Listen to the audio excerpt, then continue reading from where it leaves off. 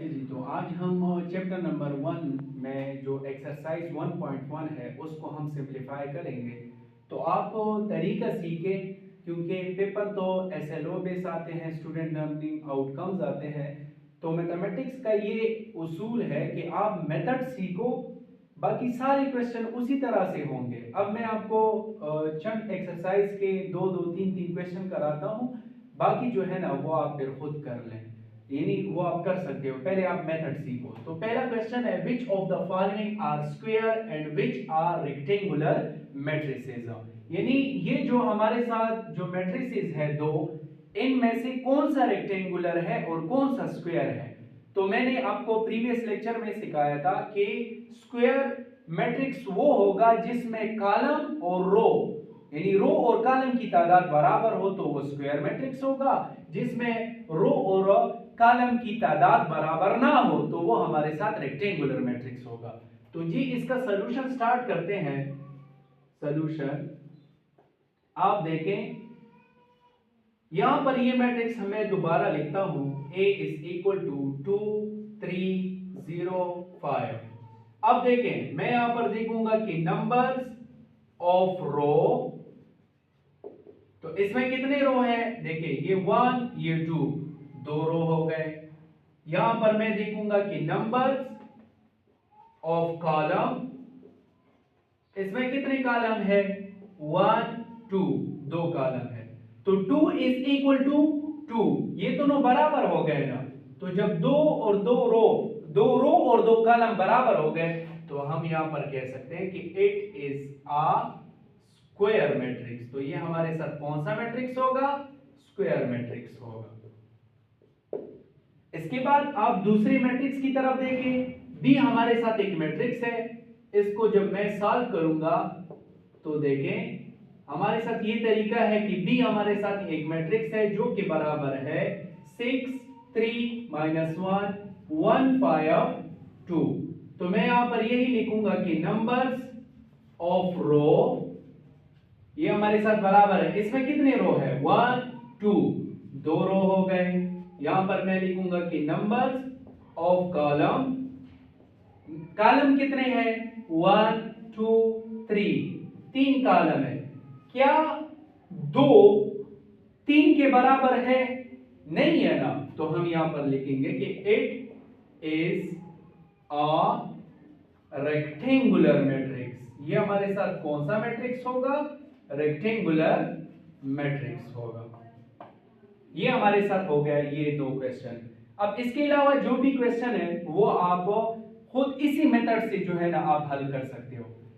अभी आते हैं क्वेश्चन नंबर 2 की तरफ। List the order of the following matrices, यानी हमारे साथ दो मैट्रिसेस है, इसके हमने ऑर्डर्स जो है ना वो फाइंड करने हैं। तो ऑर्डर का तरीका भी मैंने सिखाया था कि इसमें हमने नंबर ऑफ रोज और नंबर ऑफ कॉलम देखने हैं। ऑर्डर ऑफ मैट्रिक्स यही कहलाता है।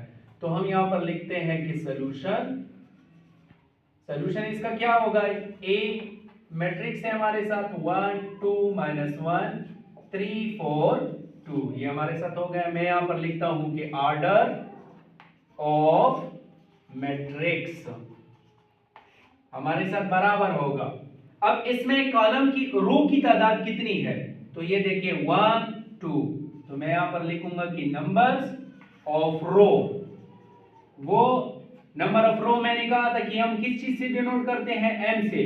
तो कितने हैं हमारे साथ, दो है। यहां पर लिखते हैं कि नंबर्स ऑफ कॉलम, इसमें नंबर ऑफ कॉलम यानी जो हम n से डिनोट करते हैं वो कितने हैं, 1 2 3, कितने हैं, तीन है हमारे साथ। तो नंबर ऑफ रो और नंबर ऑफ कॉलम, तो इसका ऑर्डर ऑफ मैट्रिक्स हमारे साथ क्या होगा, ऑर्डर ऑफ मैट्रिक्स हमारे साथ जी होगा 2/3। ये हमारे साथ इसका ऑर्डर ऑफ मैट्रिक्स होगा। और इसको हम इस तरह से भी लिख सकते हैं कि 2 × 3, ये इसका ऑर्डर ऑफ मैट्रिक्स है। अब इसी तरह से मैं बी का जो है ना ऑर्डर ऑफ मैट्रिक्स फाइंड करता हूं, तो इसका सॉल्यूशन इस तरह से होगा। मैं यहां पर लिखूंगा कि ऑर्डर ऑफ मैट्रिक्स, अब ऑर्डर ऑफ मैट्रिक्स हमारे साथ जी बराबर होगा, कैसे बराबर होगा, इसमें हमने देखना है कि नंबर ऑफ रोज कितने हैं। तो रोज यानी m बराबर है कितने रो है 1, यहां पर मैं लिखूंगा कि 1। फिर मैं लिखूंगा कि नंबर ऑफ कॉलम कितने हैं, तो मैं यहां पर लिखूंगा कि कॉलम्स n बराबर है कितने कॉलम है 1, यहां पर हमारे साथ आ जाएगा 1। तो दैट मींस कि अब हमारे साथ ऑर्डर ऑफ मैट्रिक्स क्या होगा, ऑर्डर ऑफ मैट्रिक्स हमारे साथ आएगा 1/1, या हम इसको इस तरह से भी लिख सकते हैं कि 1 मल्टीप्लाई बाय 1, ये हमारे साथ ऑर्डर ऑफ मैट्रिक्स हो गया।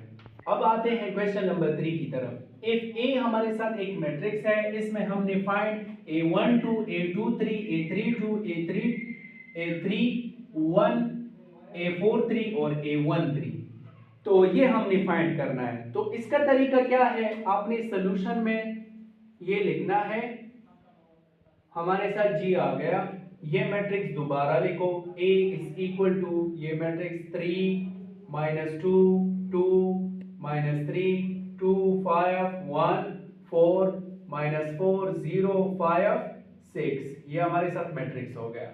अब देखें इसमें ये चीजें हमने फाइंड करनी है। अब मैं यहां पर लिखता हूं A12, ये हमारे साथ बराबर होगा। अब देखिए 1 ये हमारे साथ डिनोट करता है रो को, और ये जो 2 है ये डिनोट करता है कॉलम को।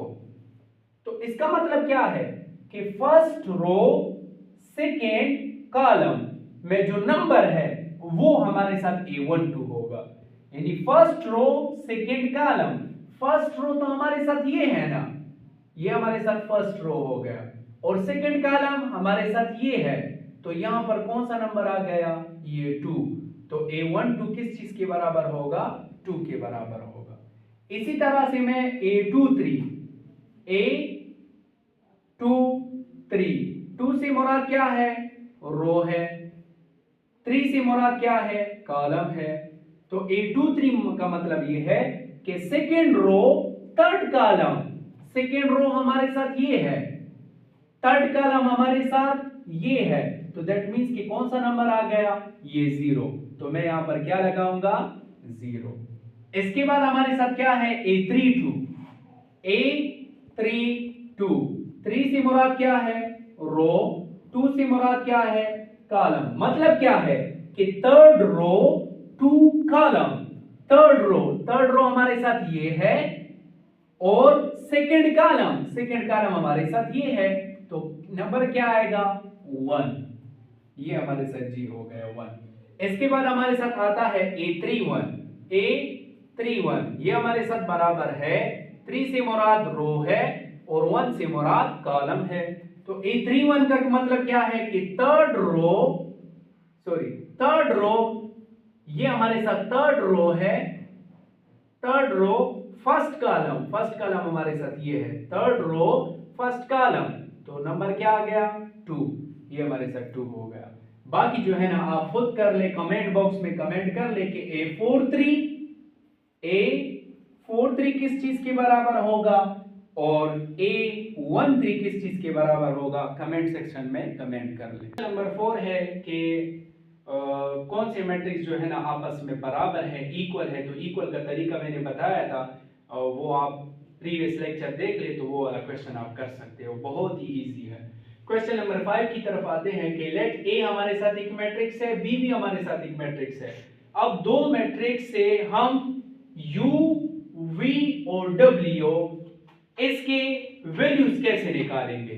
तो हमारे साथ जो गिवन डेटा है वो हम लिखते हैं गिवन में हमारे साथ आता है a, हमारे साथ एक मैट्रिक्स है 2 -3 u और 0, और b हमारे साथ एक मैट्रिक्स है, वो हमारे साथ बराबर है v -3 5 और w, ये हमारे साथ गिवन है।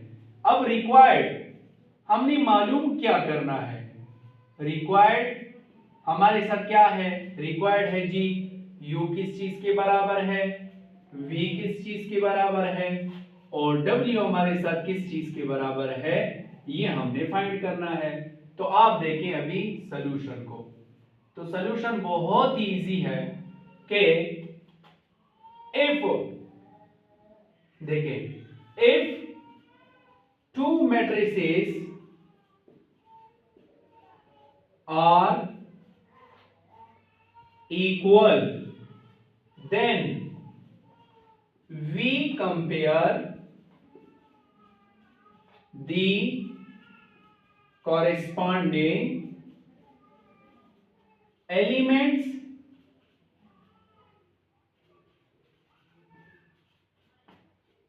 या नंबर्स। अगर हमारे साथ दो मैट्रिसेस बराबर हो तो उसके एलिमेंट्स और नंबर को हम कंपेयर कर सकते हैं, क्योंकि बुक वाले ने जो क्वेश्चन दिया है वहां पर कहा है कि A and B are equal, ये दोनों मैट्रिक्स आपस में बराबर है, यानी ये जो है 2 3 U और 0 ये बराबर है इस मैट्रिक्स के। कंडीशन यही दिया है फाइव और W। तो जब दो मैट्रिसेस आपस में बराबर होंगे तो हम उसके नंबर्स हो या एलिमेंट्स हो उसको कंपेयर कर सकते हैं। तो हमारे पास चाहिए V, तो V जो है ये हमारे साथ बराबर होगा। V का कंपैरिजन जब हम करते हैं तो ये फर्स्ट एलिमेंट है, तो यहां पर फर्स्ट एलिमेंट के साथ कंपैरिजन होगा, तो V का कंपैरिजन जब हम 2 के साथ करते हैं तो V हमारे साथ बराबर होगा 2 के। और U यहां पर है U इस मैट्रिक्स में जब हम कंपेयर करते हैं तो वो 5 की जगह पर आता है, तो U हमारे साथ बराबर होगा 5 के। And the last one W is equal to, W को जब हम कंपेयर करेंगे तो वो किस चीज के बराबर होगा, वो हमारे साथ जी आएगा 0, तो W हमारे साथ 0 के बराबर हो गया। तो जिस भी क्वेश्चन की समझ नहीं आई हो तो कमेंट सेक्शन में कमेंट कर ले। अल्लाह हाफिज़।